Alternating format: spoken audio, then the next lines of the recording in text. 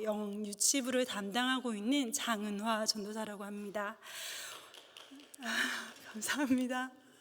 자, 우리 오늘 본문 말씀은 사사기 2장 6절에서 10절 말씀 함께 보시겠습니다. 사사기 2장 6절에서 10절 말씀입니다. 구약성경 362페이지 사사기 2장 6절에서 10절 말씀입니다.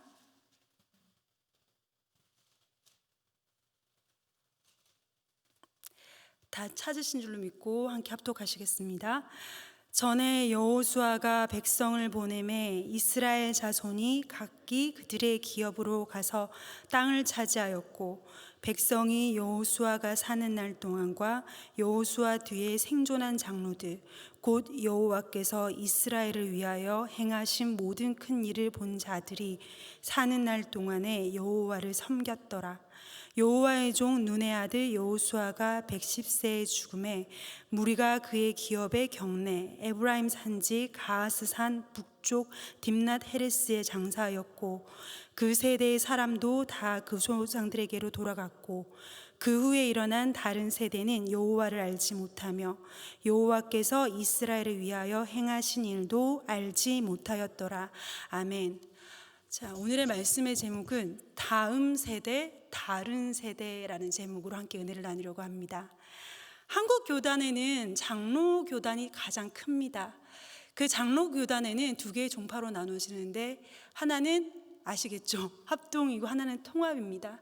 최근 통합교단의 조사에 의하면 통합교단에 속한 교회의 60%의 주일학교가 없습니다.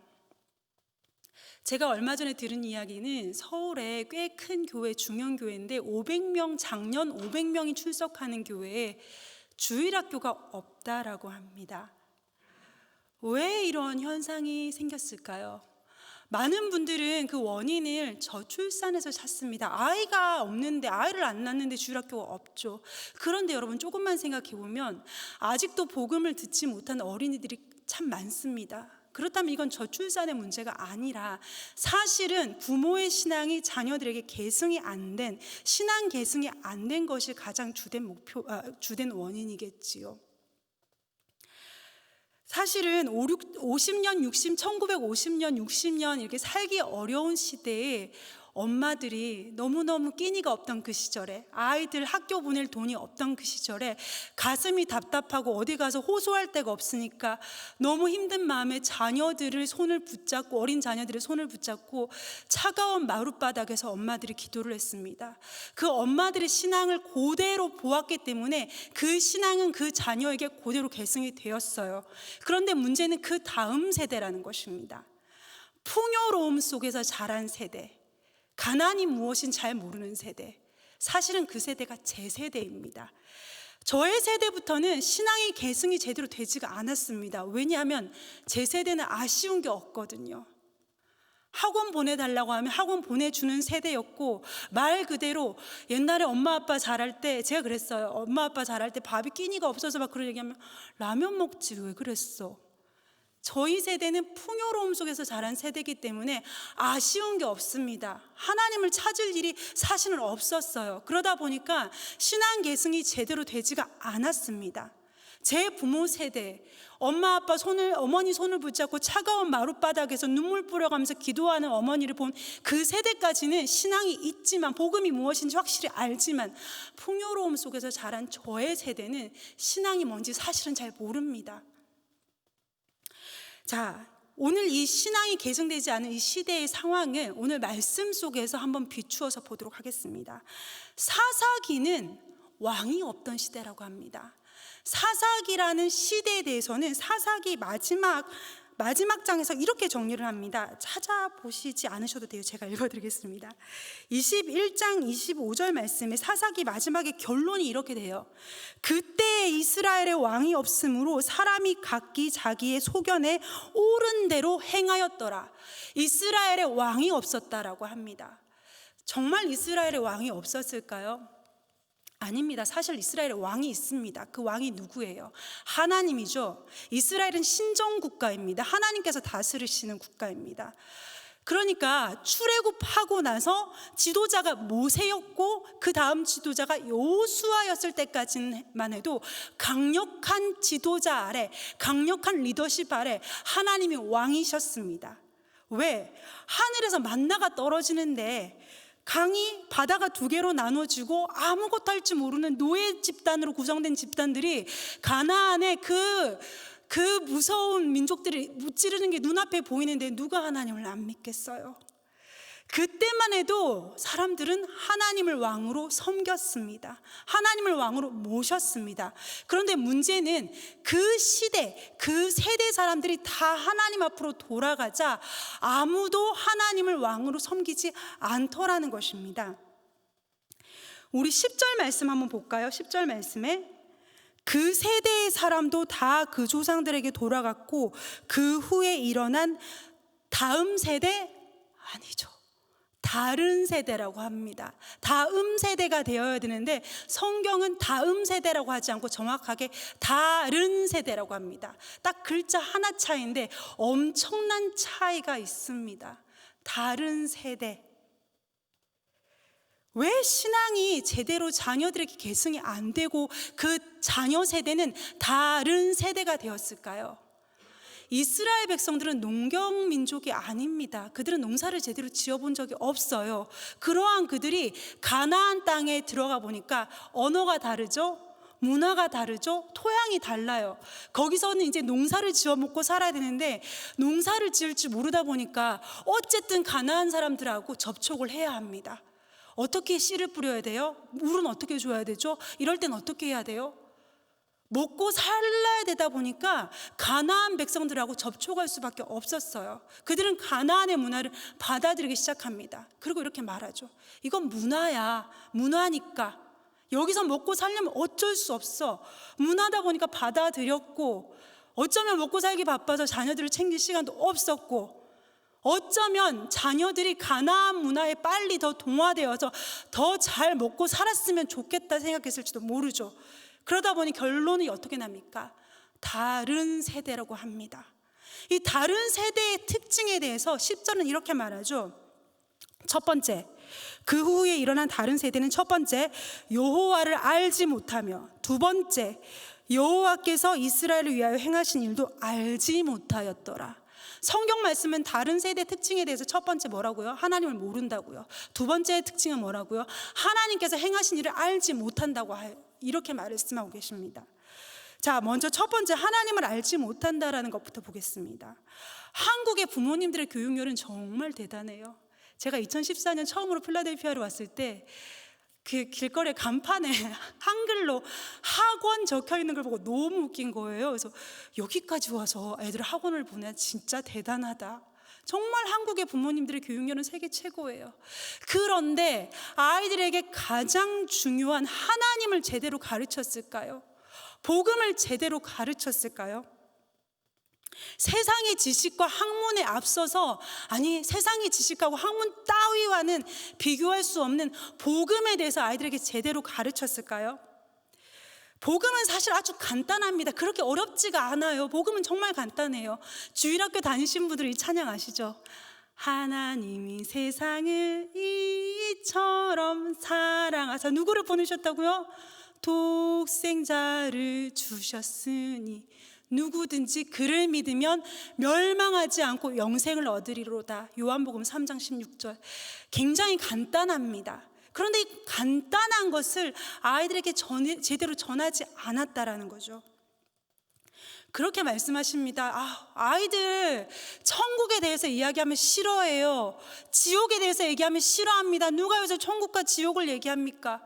싫어하는 게 당연하죠. 왜? 인간은 죄인이기 때문에 죄성을 가진 인간은 본능적으로 죄에 대해서 이야기하는 거 싫어하고 지옥에 대해서 얘기하는 거 싫어합니다. 하지만 그것이 진실인걸요, 진리인걸요. 아이들에게 복음을 가르쳐야죠.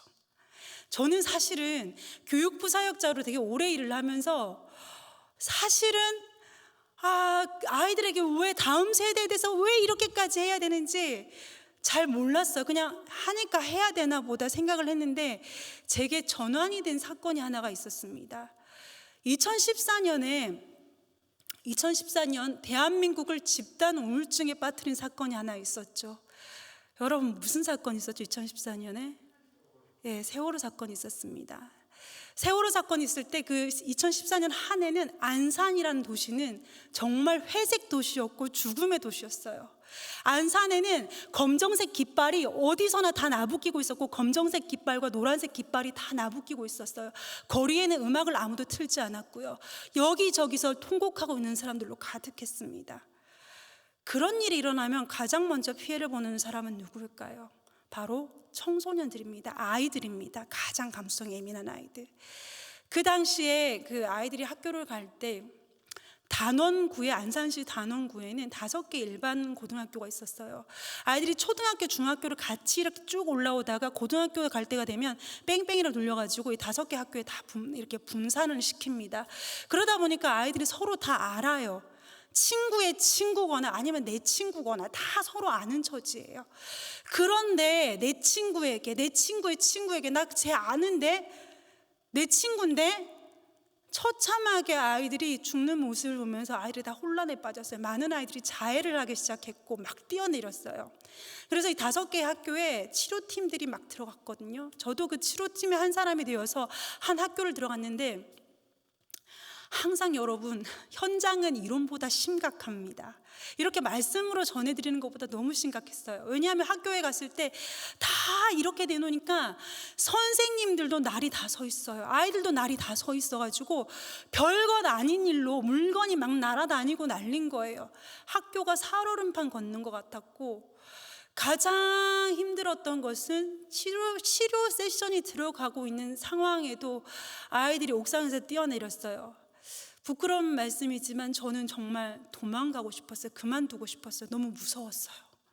너무 무서워서 나 여기서 빠지고 싶습니다라는 말을 정말 하고 싶었는데 차마 그렇게 하지 못하고 끝까지 그 세션을 진행을 했는데, 사실 저희도 프로그램을 갖고 들어간 사람들이기 때문에 다른 얘기를 할 수가 없어요. 딱 그 프로그램 정해진 대로 딱딱딱딱딱 해야 돼요. 그러다 보니까 제가 정말 하고 싶었던 얘기를 아이들에게 못했어요. 그때 제가 정말 그 아이들에게 해주고 싶었던 이야기는 이거예요. 슬프지, 아프지, 너무너무 속상하고 화나지, 이렇게 올라오지. 알아, 맞아, 그게 맞아, 그 감정 맞아. 근데 사실은 네 친구가 너보다 먼저 간 것뿐이야. 너도 그렇고 나도 그렇고 우리는 모두 다 이 죽음이라는 강을 반드시 건너야 해. 근데 이게 끝이 아니다. 죽음이 끝이 아니야. 이 죽음이라는 강을 건너면 우리는 천국과 지옥 두 군데 중에 한 군데는 반드시 가야 돼. 그게 우리 숙명이야. 근데 천국 가는 건 다른 거 아니야.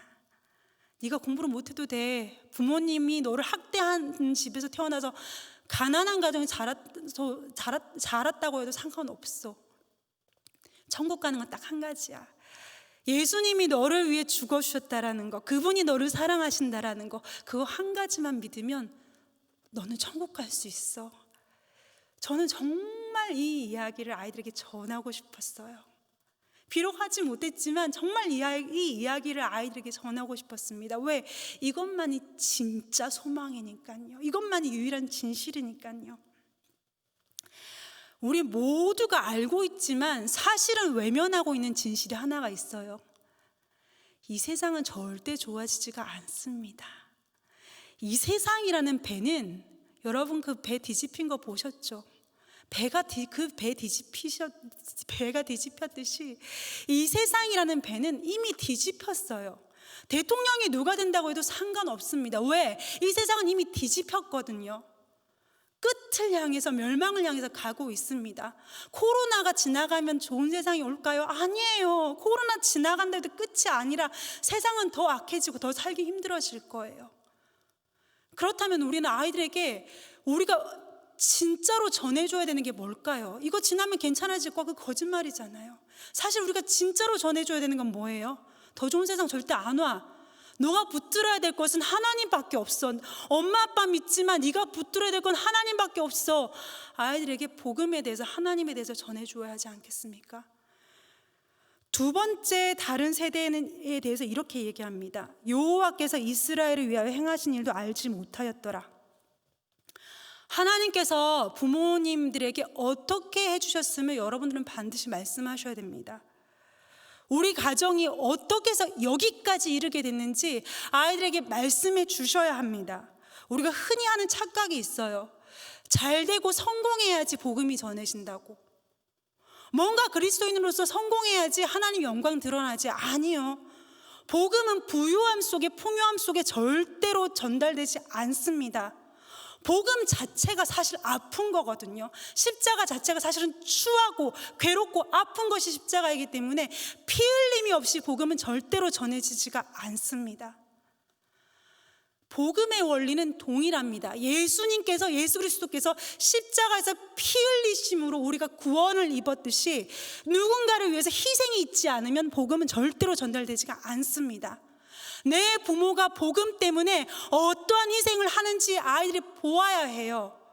내 부모가 고난과 핍박의 자리에서, 힘든 자리에서 예수 붙잡고 어떻게 버티더라, 그것을 본 아이들은 절대로 복음을 떠나지 않습니다.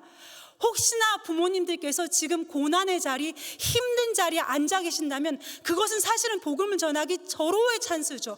복음을 전하기 가장 좋은 찬스죠. 아이들은 이렇게 말하죠. 엄마 아빠 예수님 믿어서 그렇게 될 것 같으면 난 절대로 안 믿어. 그렇게 이야기하지만 내 부모가 복음 고난의 자리에서, 피 흘림의 자리에서, 십자가 때문에, 예수 때문에 어떠한 피 흘림을 본 아이들은 그대로 따라간다라는 것입니다. 제가 저의 부모님을 생각하면 한 가지 기억나는 장면이 있어요. 별로 세상의 풍요로움을 저에게 주신 분들은 아니지만 한 가지 장면이 있는데, 저는 어렸을 때부터 굉장히 예민했어요. 아이가 너무 예민해가지고 밤에 비가 오고 바람이 불면 밤새 잠을 못 자는 밤을 꼴딱 샐 만큼 예민한 아이였어요. 그런데 그런 걸 뻔히 알면서 오늘은 좀 안 갔으면 좋겠어라고 울면서 말하는 저를 뿌리치고, 저희 엄마 아빠가 비가 억수같이 오고 바람이 부는 날 스티로폼과 비닐을 챙겨서 산에 기도하러 가시더라고요.